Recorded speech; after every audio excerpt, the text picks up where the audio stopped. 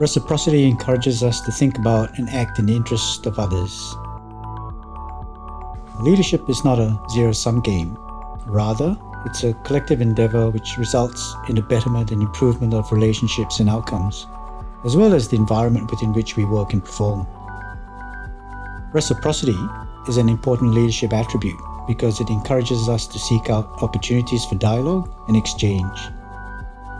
It helps us to understand and manage diversity positively and to take action to mitigate the negative impacts of our bias and unfounded assumptions. Furthermore, reciprocity can bring unintentional bias to light.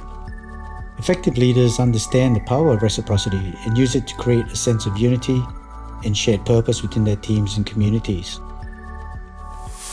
The primary goal in my life should be to help other people. And if we all do that, I'm going to get help.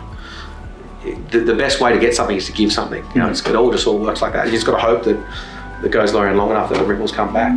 We're not being active in our generosity. And human beings have always been generous to each other throughout history. Maybe not as broadly as I'd like sometimes, but we are generally speaking a gregarious crowd, and we like people who are like us. And at the moment, I think we can do more to build more generosity of spirit, and I think that's real leadership. And there's a real opportunity to do that. Everywhere you look, there is something you can do to make that thing a bit better. No longer do you have to seek out the opportunities, they're everywhere. So it's a really rich time for that kind of viewpoint and someone like me. Even the other day I sort of met with a writer and she was talking about a project she wanted to write, and I was like, you probably should do this, and then you should do this, and then you should do this, and then you should see whether that's still the story that you want to write. And I kind of left that going, if only someone would pay me to be the person who just gives advice.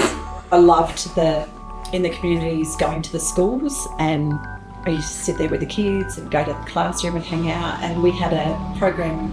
You became an adopt-a-cop, so the school would adopt a cop, and it was really great. I think there was just so much fun just being able to show the kids that we're not just there to lock up their family members or anything. We're there to help and we're there to listen. And there was one girl in particular, and she was so fabulous, and she went off to James Cook Uni and did her nursing, and she was just so great, and she was one that I spent a lot of time with, and just letting them know that they have options and that they're special and that they're individuals. They're not just one big group, and it's letting people know that yes, they're valued as that singular human.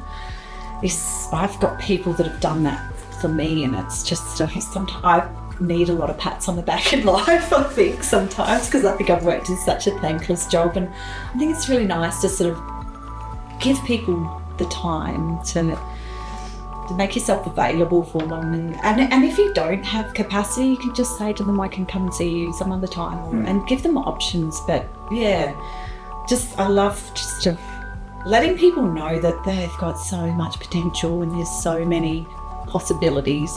You don't have to just enter one line of work and then that's it. We're so past those days now. I just thought there's a chance to make something here that can be different. And we can give more. If we all think like this, we can all give more when the world's a better place. And then that just went on. And then in some ways you can see things, but it takes time for them to come out.